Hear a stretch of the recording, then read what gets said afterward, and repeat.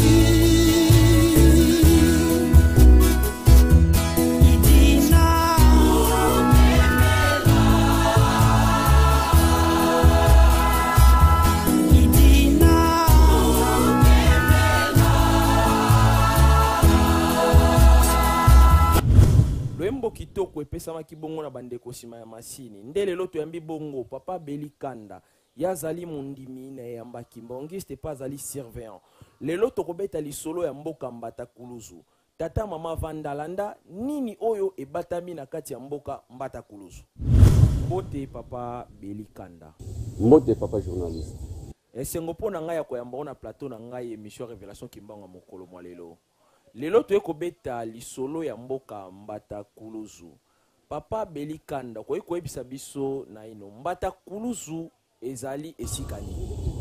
Merci papa journaliste. Mbata Kuluzu ezali kombo ya mboka. Okay. Mbata Kuluzu ezali na Congo Central na territoire ya Madimba secteur Fidimalele groupement Mbata Kuluzu. Yebisa biso na ino papa Belikanda mboka wana na yambwete ezwa kombo ya Mbata Kuluzu ezalaki na kombo nini? Merci papa na mutuna. Mboka wana ezali na ba histoire ebele. Normalement ezalaka Mbata Kuluzu te. Mboka wana na tango ya kala ezalaka te. Okay. Me bakoko na biso ko uta mbanza Kongo tango ba uti mbanza Kongo nde bayaki ko siege wana. Okay. Tango bayaki ko siege wana na ndenge bapemaka wana. Tango ba uti mbanza Kongo bakutaka rivière moko babengi yango rivière Inkisi oto kati saka na kisantu. Me tango wana bana ko benga yango Nzadi Malaw. Tango bakomi wana po bakati sa pont ezalaka te. Okay. Bavandi lokola bakoko na biso bazaka na pouvoir. Moko kati na bango azaka na rafia. Do elamba moko ya rafia. Tango bakomi wana bamoni moya ko kati sezate nde basengi na kolonzambe tango babwaki rafia wana ekwei na ngambo ya rive esali lokola pont. Bango nyonso babandi ko kati sa wana. Tango bakati bakomi na mboko ebenga Mbata Kuluzu wana mboka ezalaka te. Tango bakomi wana baye kokuta croix moko ya munene. Balobi meka fumba ya croix oyo elakisi nini? Balekaka lisusu tende bavandi wana. Tango bavandi wana alors ekomi mboka. Bavandi mboka Mbata Kuluzu wana bapesa kango nano kombo Mbata Kuluzu te. Tango bavandi wana baye kopesa ngo kombo Mbata Makela. Babandai ko benga yango Mbata Makela. Et parmi bakoko wana oyo azalaki mukolo na bango nde kombo na ye ezalaki Nimakela. Okay. Donc yango basirinomaka kombo wana Mbatakuluzi. Tozali kolanda na bokebi nyonso papa Belikanda ya solo lisolo ya mboka oyo ezali penza très intéressant. Papa Beli yebisa biso nano na kati ya mboka Mbatakuluzu makamwisi nini tokoki kokuta kuna to biloko nini tokoki kokuta kuna oyo kolakisa biso penza ete mboka wana nde ezali esika oyo babakaki nkolo pamba te bato bazali kotala biso na ngonga oyo bazali kokamwa biso toyebaki Israel kasi lelo oyo ekomi lisusu ke ezali na Congo central pe na mboka Mbatakuluzu. Tangela biso nanu biloko nini oyo tokoki kokuta na mboka wana ko confirmer réellement ete nkolo yesu abakamaki na mboka wana. Oui, merci papa journaliste. Parce que papa Dangenda lobaka to sala ka ba recherche. Ngai nakoki kopesa témoignage oyo ya makambo na yebite. Parce que na vandi na mboka wana nakuta pe ba mikolo oyo bapesa biso histoire wana. C'est-à-dire tango zoyoka Mbatakuluzi na bandeko bazolanda biso peut-être ba kanseza wapi tolobaki na Congo central. Aux environs il y a 220 km de Kinshasa. Okay. Donc tango bavandi nde bayaki komona penza ke non oyo ezali mboka moko ya makamusi. Mbatakuluzi bayaki kokuta biloko ebele. Tango bamoni croix wana na kati ya se ya croix wana bayaki komona marteau oyo babetelaka penza sete ya munene. Baye komona lisusu ba sete misato oyo babaka nkolo yesu na loboko ya droite na ya gauche na makolo mibale ba sete misato wana bakuta yango. A part ba sete wana baye kokuta ekoti ya nzube nde sika epesa bango penza likambo ya koyeba penza ke oui likambo oyo biso toyokaki ezali ya solo. Alors a part wana na mboka wana eza na bamakamu sepele. Mwa libanga moko ezalaka wana, libanga wana kino lelo ezali. Tango bakoro bavandi wana ekomaka ndenge nini. O aza mokonsoki akufi, avant mususu a remplacer, il faut bavandi se na libanga wana eza na madusu misato. Donc OK, ozwi misato boyo kotisi, basali ba cérémonie na bango nde okomi mokonzi. A part wana oye na mwa mboka moko eza à peu près 5 km na Mbatakuluzu babengi yango Ngombe okokuta libanga eza forme ya cercueil. Donc selon histoire tango kolo yesu amataka likolo na ndenga niataka lokolo na ye kino lelo lokolo wana ezali. À part libanga wana okiti na rive Inkis, donc rivière Inkis kuna nde okokuta épée eza na kati ya tourbillon moko boye na kati ya rivière Inkis wana. Epe wana ezaki kobima bo. Soki bimi ezosala bo. Pam pam pam pam pam. Mais lukuta mabe nga natika loko mona yango te. A part wana kaka na nzali Inkisi wana. Okokuta libanga moko eza sous forme ya caméléon. Libanga eza sous forme ya caméléon, dirait moi crapaud moko boye, mais ali libanga. Donc ekangamaka na muninga libanga, do libanga wana na tango ya kala. Netinga tango na kendaka na vers les années 96, 94 pardon. Na mona penza libanga wana ezokitisa mai na misu tina zolo. Eza sous forme ya caméléon. Alors libanga wana tango toyai koyeba yango significatif nango ezali mwasi ya Loti. Mwasi ya Loti wana ndenge toyoka histoire tango batumbaka Sodome na Gomorrhe na ndenge atalaka sima abongwana ka libanga ya mungwa nde mwasi ya Loti atikala wana kino lelo. A part wana okende komona zamba moko esika bakataka croix ya kolo Yesu. Kino lelo ndamu na yango ezali. Kuna penza bakotaka te. Eza suspect. Eza na zambango to sale sei.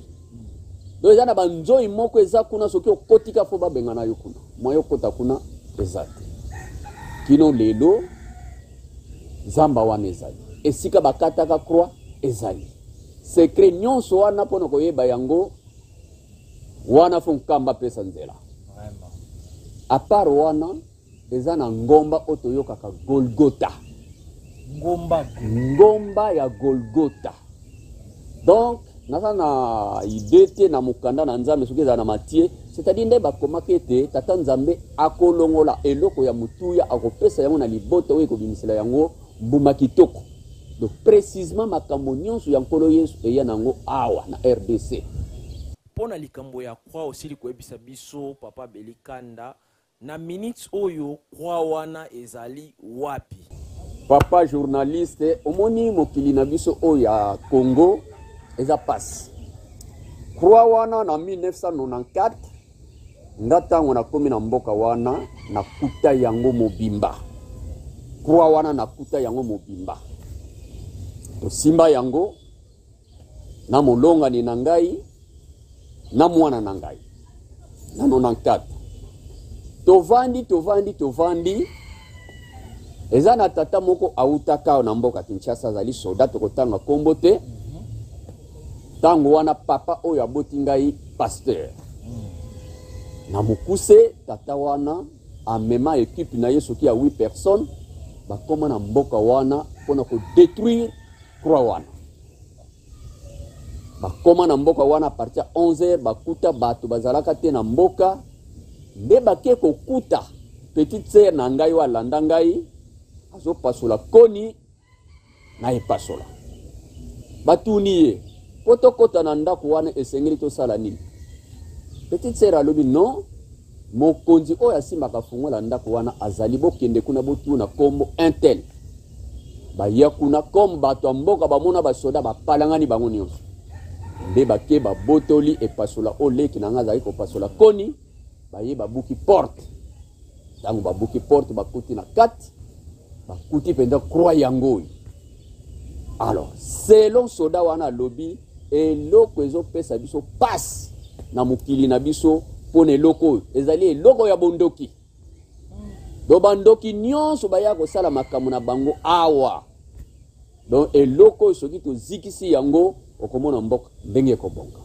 Papa journaliste ezali passe ndenge papa Diangenda bandai koloba tango nyonso ete mutu mwindo auta wapi eza passe eloko ekomeli biso bato mwindo oreto respecter yango bake ko détruire bazalaka na bidon na bango ya essence bon babuki croix okay. Basopeli yango essence bazwi baban oyo ezalaka na kati ya ndako ya nzambe batie yango pembeni ya croix wana tango basopi essence papa moto ya ndenge nini na mokuse mutuna na yo tuni croix nyonso ezika. Tant que kimbangiste Mbuta Belikanda est-ce que aussi ozwa pe temps ya kokoma mai oyo mona na mboka Mbatankulusu? Vraiment kokoma tozali na ba archive ndenge balobake likambo na likambo ezalaka na tango na yango parce que ba kolo onga na kutaka kuna bango nyonso presque bakufi ba histoire onga nazo pesa bato bapesa nga yango bazali ba kolo misato ya liboso ezalaka papa Nimbata na Mpeve et puis na papa Mbata Mbuta na papa Timothée bango nde bapesa nga ba histoire ya mboka wana na ba réalité o bakuta kuna. Alors papa journaliste mboka wana eza na makambo ebele parce que même ngai moko to sala voyage na papa Diangenda en 1986. Makambo nini oyo yo moko papa Belikanda ozwaka kuna ya motuya na mobembo bosalaka na papa Diangenda? D'abord papa kokende na biso ezalaka makamu isimoko to monaka na nzela parce que biso tango wana naza flûtiste lelo na koma pied gauche tozalaka na camion moko tozalaki ebele ba flûtiste na bandimi mususu tango bayoki papa Diangenda zoya bato motema mabe basali na ndenge na bango to koma na mboka moko boye vers ba 3h ou 4h oyebi nguma. Oui. Donc nyoko ya munene wana nguma abimela biso. Bon. Heureusement chauffeur tozalaka na yazaka sans froid. Nanzela do place ya mabe donc esengela ki chauffeur asala ka moi erreur kamie kweya. OK.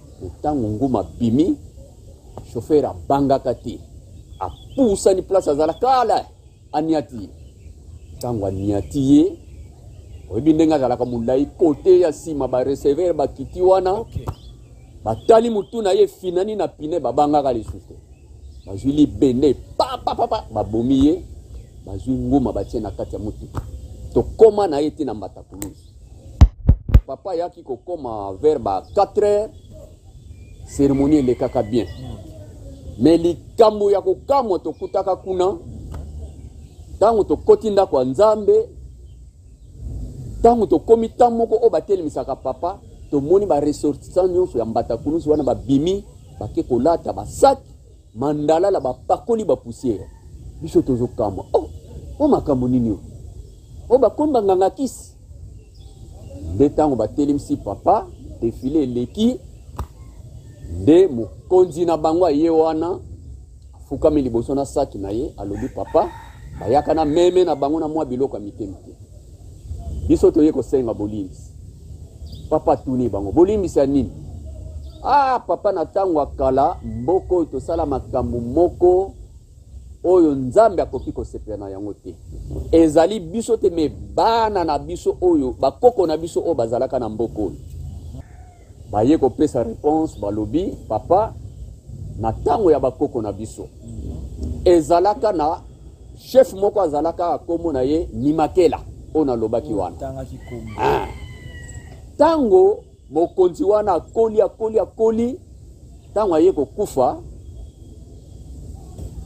ntango akufi bamoni ke bon lokola topesaka mboko Mbata Makela lokola mokonzi akufi mbala moko ye kobongwa na Mbata Kuluzu e biso tobengaka yango Mbata Kuluzu me na munoko na bango ezalaka Mbata Kulunsi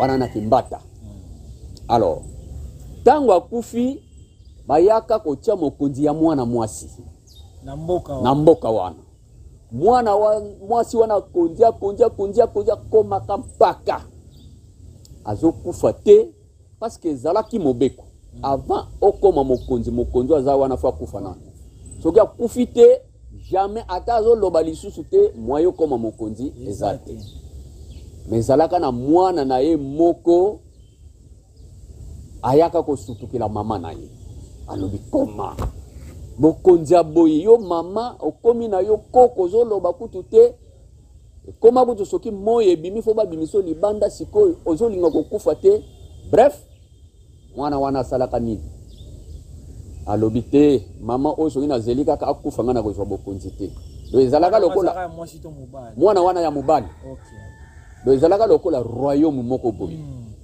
oyo soki akufi swati mwana nkazi atikali alors te yaki kosala tata wana abengisi bato invitation asali ba invitation asalaka lokola fête asalaka nini akoti na ndako ya mama wana oyo akomaka koko atimoli libulu na kati ya ndako azwi baposo ya bitabe do makasa bitabe atandi azwi mwa etoko moko boya pete atie wana ake ayebisi mama na ye mama lokola ezali anniversaire na yo na bengisi bato foto salisa fête baya kokumisa yo mama alobi likamu te mwana basomba bangombe bataba bangulu banyama nyonso biloko ebele alors ekomaka jour yango ekoki mwana asali libulu na kati ya ndako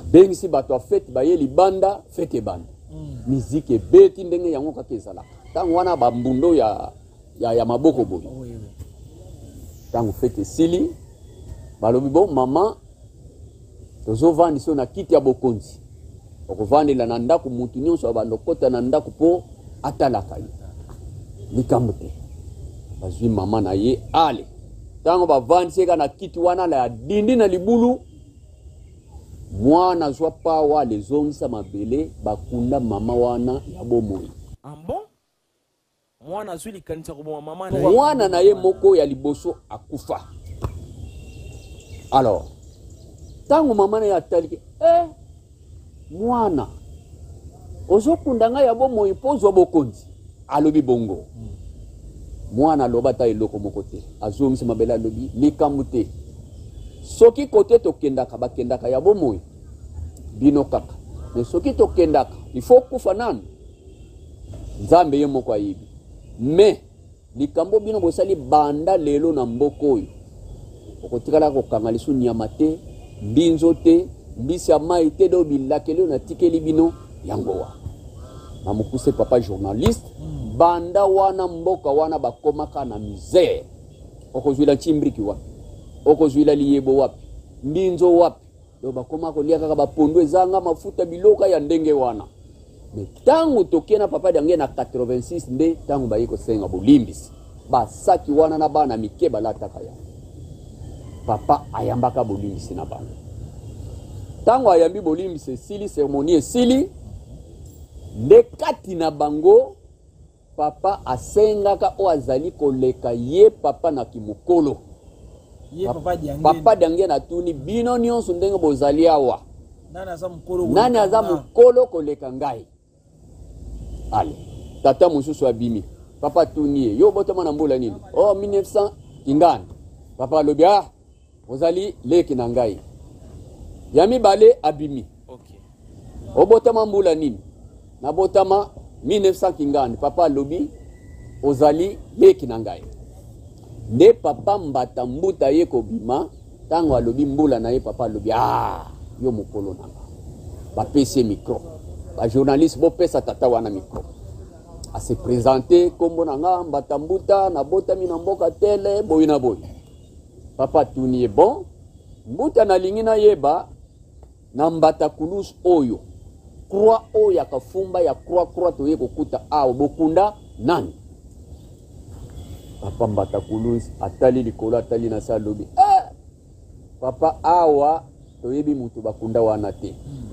pe bambuta na biso croix wana bakutaka yango bokuta donc toyebi yango tina te nde papa lobi na bango bokoyeba ntina ya mboka oyo ezali mboka ya tata na ngai papa dangenda ayembisa banzembo mibale nzembo aliboso ayembisi sumudi afuela mfumu etoi sumunu ya natadio wana bakomi na mfumu etoi sumunu batombele mfumu izo mfuela nkenda sikulandanga landa kwa meilanda na teye kuna lufwa papa aye kopesa explication na bayo bakoyokaka kikongo te mbuta okoki kopesa biso signification ya nzembo sili koyembela biso siko papa diangenda yembisaka na mboka mbata nkuluzu nzembo wana elingi koloba lisumu okolo yesu akufelaki ezali ngai mutu mwindu mutu na memaka yango to tango babomi kolo yesu balukaka ngai mutu mwindo donc yango wana soki mokonzi ya Rome ayaki koloba eke nkolo yesu azali mutu mwindo ngana kamwa tango batu badutaka likambo wana balobi Jésus Christ est africain batu bazo dute mena nzembo wana lobi tango babomaki nkolo yesu balukaki ngai mutu mwindo. Alors, ya mibale ezakaka na kikongo. Aye koyemisa nzembo ya intia media di kanda diame nganuze idiobana sinsukia mekulu sidivuluzi ya intia media di kanda diame nganuze idiobana sisukia mekulu sidivuluzi. Okay. Donc oyo ezali mokili na ngai ezali mboka na ngai elembo na ngai ezali croix ya Jésus Christ. Donc na mokuse papa dange na ye koloba mboka oyo ezali mboka ya tata na ngai. Donc mbata kulunsi papa journaliste ezali mboka moko ezali na bilembo ya tata nzambe ndenge papa azali kolobete tango nango soki ekoki nde biso banso tokoyeba utilité ya mboka.